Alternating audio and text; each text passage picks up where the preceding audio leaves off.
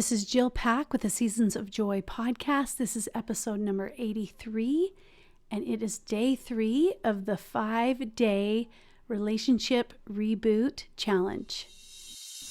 Are you a woman of faith who is struggling to navigate your current season of life? Do you feel like life is just happening to you instead of for you? My name is Jill Pack.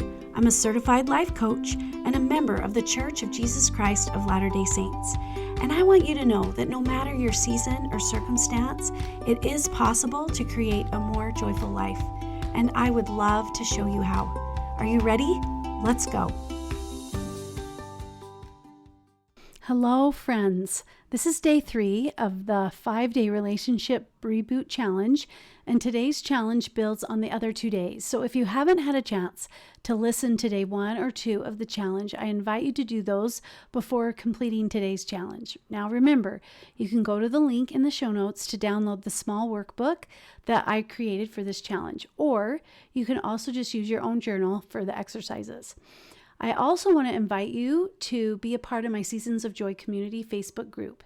That way we can support each other through this challenge. Again, you can find the link to join the community in the show notes.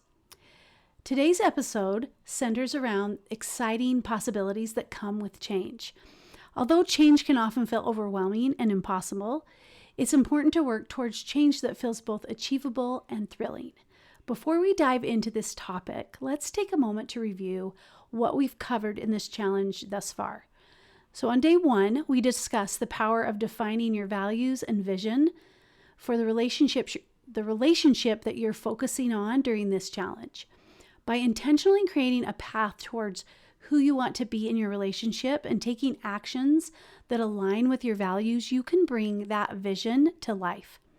And on day 2, we talked about crafting an impact statement to help you stay focused on your vision. Now, this statement serves as a guide to help you think, feel, and behave in ways that align with the person you want to become. By consistently reminding yourself of your impact statement, you can train your brain to seek out opportunities to embody your vision in your daily life.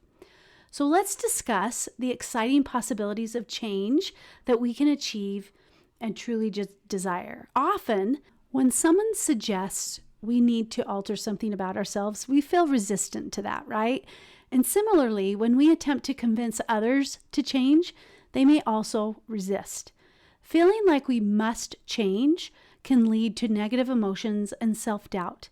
And this mindset can make it challenging to make any significant changes. Instead, let's focus on finding something that we feel enthusiastic about changing. It's important to select a change that is achievable and realistic so that we can experience the joy of the accomplishment. By doing so, we create our own momentum towards that wanted change. So for today's exercise, I'm going to invite you to set a timer again for 5 minutes and brainstorm exciting possibilities for change. Brainstorming is an incredibly powerful tool that allows us to process information more effectively. By putting our thoughts down on paper, we can become better able to understand and learn from the information that we have in our minds. So I want you to take 5 minutes to brainstorm about the areas in your relationship that you want to focus on during this challenge. Write about the changes that you would like to see in yourself in this relationship, because again, that's what we have control over. What changes can you envision? Identify the changes that excite you and seem possible to achieve. How do you feel when you think about these changes? What emotions do you think you will experience when you achieve these changes? And by doing this, you not only make the change seem possible, but also motivate yourself to take action. Our emotions are what drive us to take those actions. And everything we do is because of how we think we will feel in the moment. For example, someone who wants to finish a marathon puts in the effort to train because of how they will feel when they cross the finish line. As I worked on this exercise, I realized that being curious rather than critical would serve me better. I briefly touched on this yesterday, and instead of immediately judging someone who I'm having difficulty with, I want to take the time to understand why they said or did that certain thing. What emotions might they be feeling in that moment? What struggles might they be dealing with that would affect their behavior? What past experiences might have influenced their opinion on this issue? And if I had had those same experiences, would I have the same opinion? Instead of jumping to conclusions, I want to give myself a moment to pause and reflect before reacting. And one tool I use is saying, "That's interesting." I might have mentioned that on this podcast before. I'm sure I did. And it's really been life-changing for me. It allows me to take that deep breath, acknowledge my emotions, and then approach the situation with curiosity. "That's interesting, ...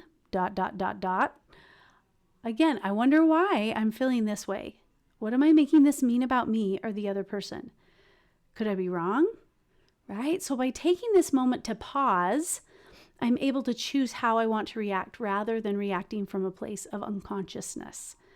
Switching from being critical to curious has been an exciting change because it feels better.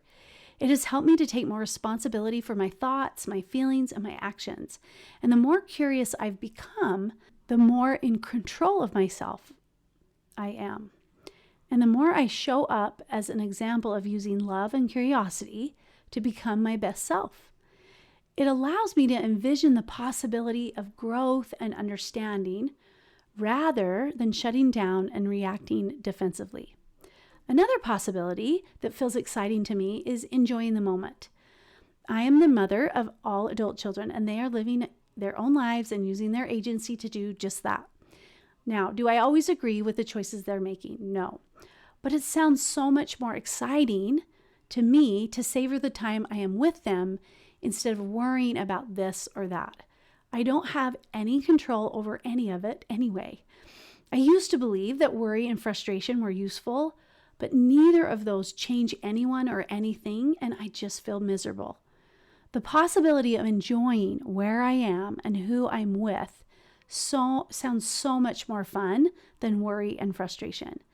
Embracing the present and enjoying the company of those around me is a much more fulfilling way to spend my time. Now that is exciting.